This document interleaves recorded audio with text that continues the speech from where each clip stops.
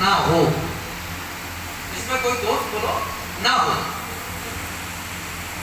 और अहिल्या को जब ब्रह्मा जी ने प्रकट किया, ब्रह्मा जी ने प्रकट किया था अहिल्या, और विश्व की समस्त नारियों में सबसे अलग, सबसे सुंदर और दोष रहिता प्रकट किया था।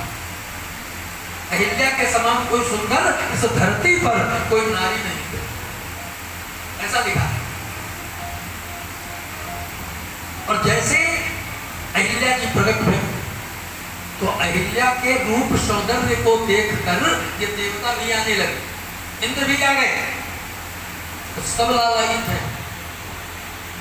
ब्रह्मा जी सोच रहे भाई रख रखाव के लिए रखना है किसी के पास, किसके पास रखूं? तो जब देवताओं की नियत को देखा तो ब्रह्मा ने कहा इनके पास तो रखना ठीक है नहीं है, इनकी तो अभी तबीयत खराब है, क्या करें? संसार में नियत एक ही व्यक्ति की सही होगी, किसकी? जो सच्चे मन से गौ सेवक होगा, जो दलाली करता होगा उसकी नहीं। लोग तो ऐसे भी है ना, बुरा मत मानना, वो बहाना बना देते हैं। जैसे कहीं बात पकड़ ली गई और पूछ लिया तो भैया उनसे तुमने पैसे क्यों लिया था? तो अरे महाराज तो दवा कैसे खिलाएंगे, हम तो रोज गौ सेवा अपने आप करते हैं।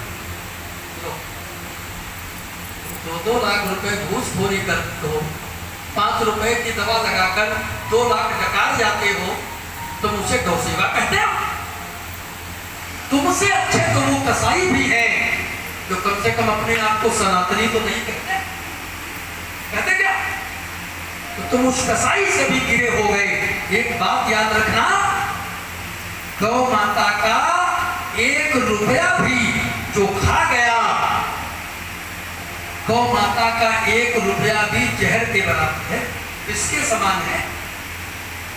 भैया एक अद्भुत बात बता दूं, गौ माता की दलाली, गौ माता के निमित्त आया हुआ पैसा, हाँ यदि किसी कारण वो सेवा में खर्च हो रहा है अच्छी बात है, और अगर भूल कर भी कहीं मान लिया तुम्हारे पास नहीं है और तुमने सोचा मजबूरी में एक काम निकालना है, थोड़ा ब्याज समेत तुरंत ही वापस करने की कोशिश करो।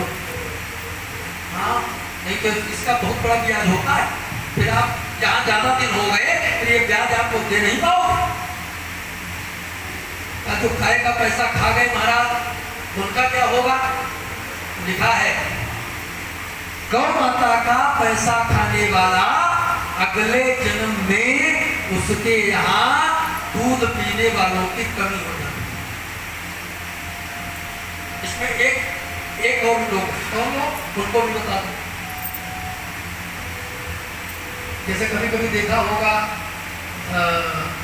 वक्त वर्षा हुआ और समाप्त हो गए, तो जब समाप्त हो गया तो बहुत लोग इंजेक्शन लगा के दूध निकालते हैं, ये भी उसी श्रेणी में आते हैं।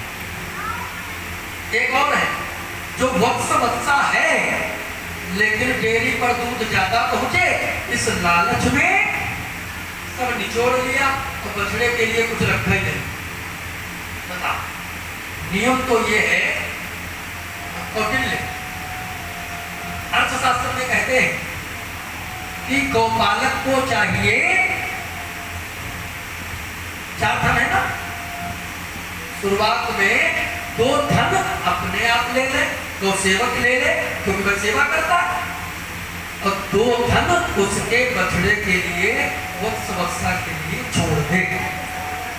और अगर जो 4 धन का दूध दूहकर और बछड़ा उसका वत्स वत्सा वो भूखे पड़ रहा है, तो ये सब किस श्रेणी में आते हैं मालूम?